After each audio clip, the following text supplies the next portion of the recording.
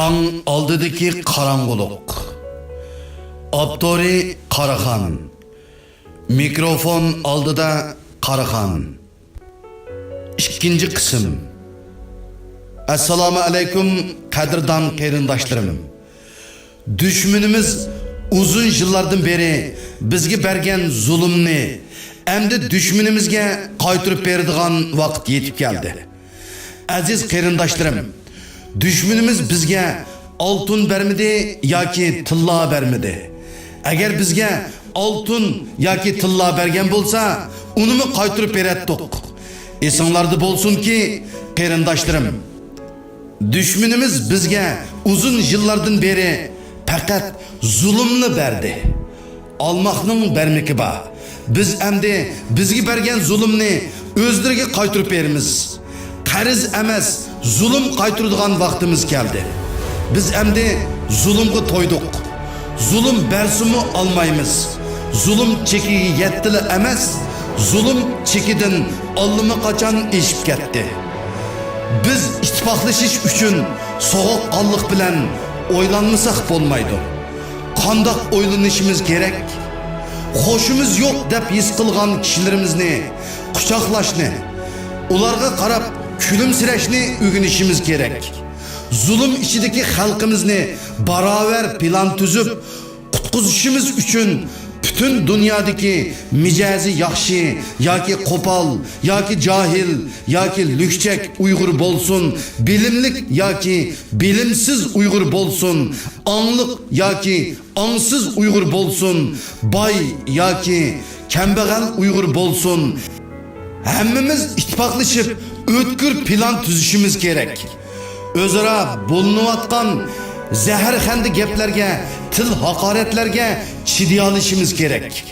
Bizning o'zaro zaharxandidek gaplarga chidamasligimiz razil iflos Xitoy kommunist tajovuzchilarining xalqimizni irqiy qirg'in qilishidan muhimmidir.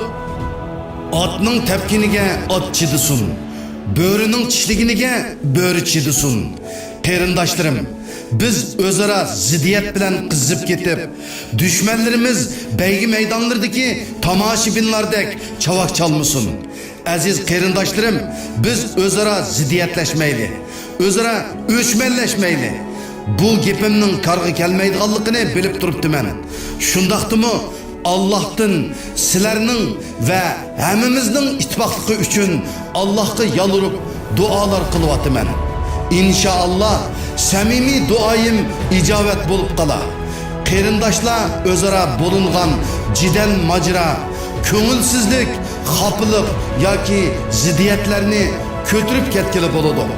Ammo zaharlik yılan bo'lgan düşmanimiz iflos Xitoy kommunist tajovuzchilarining biz Uyg'urlarga salgan dard almini, xafiligini ko'tirib bo'lg'ili bo'lmaydi. Chidab bo'lg'ili bo'lmaydi. Bu iflos düşmanni çöktürüş üçün, halak kılış üçün qandaq ötkür plan tuzishimiz kerak. Dastlabda bütün dünyadaki Uyg'urlar birlikka kelishimiz kerak. O'zimiz birlikka kelgandan keyin nishonimizni, iddiyimizni, iqtisodimizni, planimizni birlikka keltirishimiz kerak. Namoyishlar üzülmey bo'lib turishi kerak. Menmençilikni, tekabburlukni piqirtib tashlab etishimiz kerak.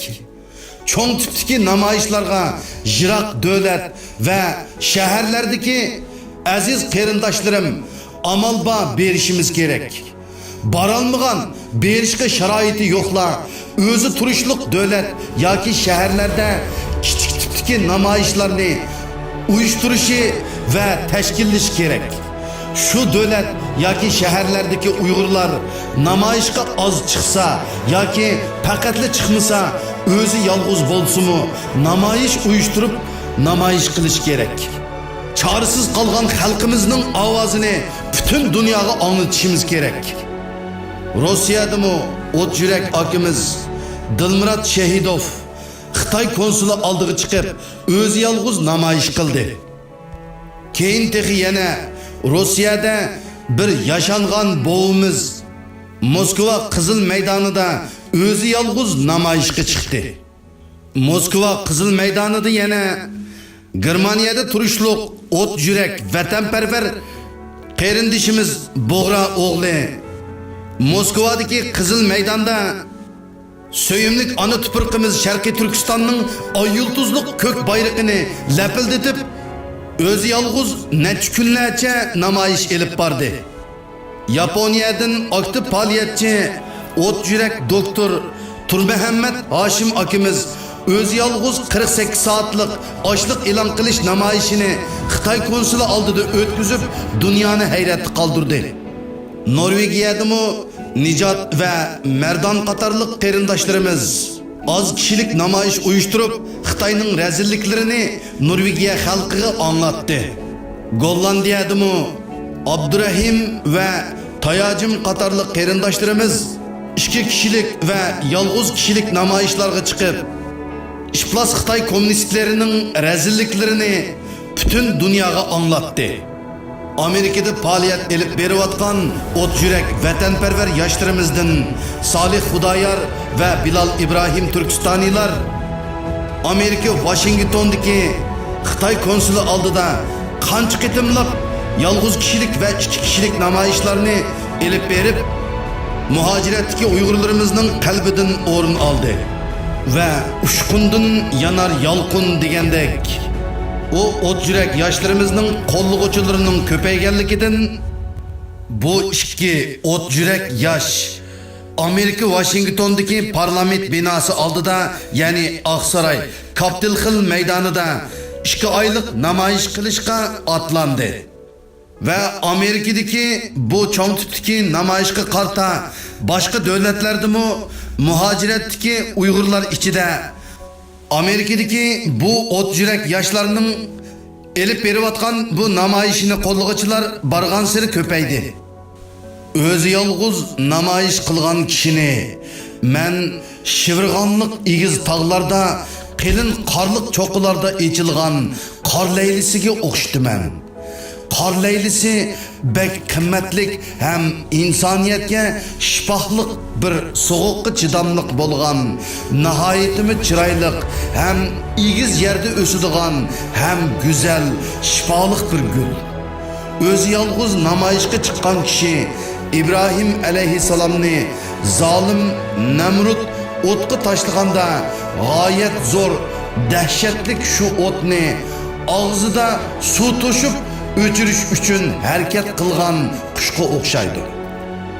Xalqaroni ta'sirlantirish uchun har davlatning tillarida videolik bizga munosabatlik bayonlar berilib turishi kerak. Biz avvali Allohning siniqiga, jumladan tarixiy sinoqqa duch keldik. Zihnimiz o'tkir ham sagak, qadamlarimiz mazmut bo'lishi kerak. Cismani ve ruhi cihattan kuchlik bo'lishimiz kerak. Biz avval psixik urushiga bardoshlik bera olishimiz kerak. Ondan qolganiga ulug' Alloh bizga jasorat ato qilsin. Aziz qarindoshlarim, biz o'yg'inayli ve ittifoqlashayli.